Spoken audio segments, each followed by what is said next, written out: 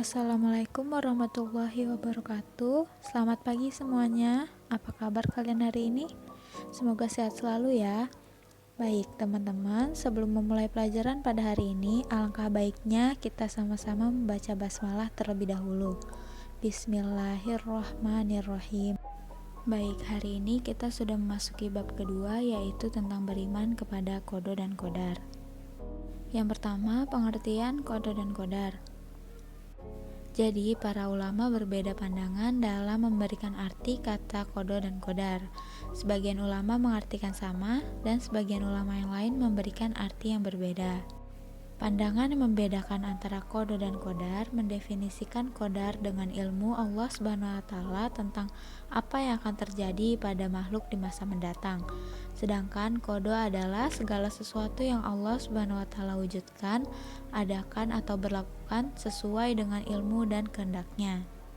Pendapat yang menyamakan qada dan qadar memberikan definisi aturan baku yang diberlakukan oleh Allah SWT terhadap alam ini, undang-undang yang bersifat umum, dan hukum-hukum yang mengikat sebab dan akibat.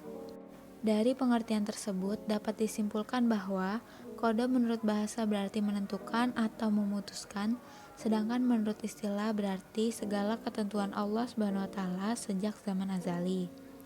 Sedangkan qadar menurut bahasa adalah memberi kadar, aturan atau ketentuan, dan menurut istilah berarti ketetapan Allah SWT terhadap seluruh makhluknya tentang segala sesuatu. Lalu apa sih arti dari iman kepada qada dan qadar? Iman kepada qada dan qadar berarti percaya dan yakin dengan sepenuh hati bahwa Allah SWT telah menentukan segala sesuatu bagi makhluknya. Iman kepada qada dan qadar meliputi 4 prinsip. Yang pertama, iman kepada ilmu Allah SWT yang qadim atau tidak berpermulaan, dan Dia mengetahui perbuatan manusia sebelum mereka melakukannya. Yang kedua, iman bahwa semua qadar Allah SWT telah tertulis di Lauh Mahfuz. Yang ketiga, iman kepada adanya kehendak Allah SWT yang berlaku dan kekuasaan yang bersifat menyeluruh. Dan yang terakhir, iman bahwa Allah SWT adalah zat yang mewujudkan makhluk. Jadi Allah SWT adalah sang pencipta dan yang lain adalah makhluk. Qada dan qadar biasa disebut dengan satu kata, yaitu takdir. Bagi manusia dan makhluk lain, ada pandangan takdir baik dan buruk. Tetapi dalam pandangan Allah SWT, semua takdir itu baik, karena keburukan tidak dinisbatkan kepada Allah SWT.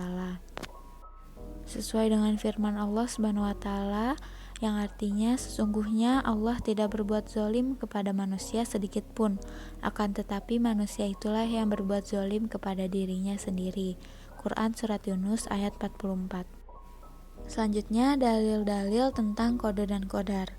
Allah SWT menjelaskan tentang qada dan qadar melalui firman-firman-Nya, baik dalam Al-Quran maupun hadis. Dalil yang terdapat di dalam Al-Quran dapat kita lihat dalam Quran Surat Al-Hadid ayat 22 yang artinya, tidak ada suatu bencana apapun yang menimpa bumi dan tidak pula pada diri kalian, melainkan telah tertulis dalam kitab atau Lauh Mahfuz sebelum kami menciptakannya. Sesungguhnya yang demikian itu mudah bagi Allah. Selanjutnya, dalam sebuah hadis, Rasulullah SAW bersabda yang artinya, sesungguhnya seseorang itu diciptakan dalam perut ibunya selama 40 hari dalam bentuk nutfah, 40 hari menjadi segumpal darah, 40 hari menjadi segumpal daging, kemudian Allah mengutus malaikat untuk meniupkan ruh ke dalamnya dan menuliskan 4 ketentuan, yaitu tentang rezekinya, ajalnya, amal perbuatannya, dan jalan hidupnya, sengsara atau bahagia. Hadis riwayat Bukhari dan Muslim. Nah, berdasarkan dalil-dalil tersebut dapat kita ketahui ya, bahwa nasib manusia itu telah ditentukan qada dan qadarnya oleh Allah SWT sejak sebelum ia dilahirkan. Walaupun setiap manusia telah ditentukan nasibnya, tidak berarti bahwa manusia hanya tinggal diam menunggu nasibnya tanpa berusaha dan ikhtiar. Manusia tetap berkewajiban untuk berusaha sebab keberhasilan tidak akan datang dengan sendirinya.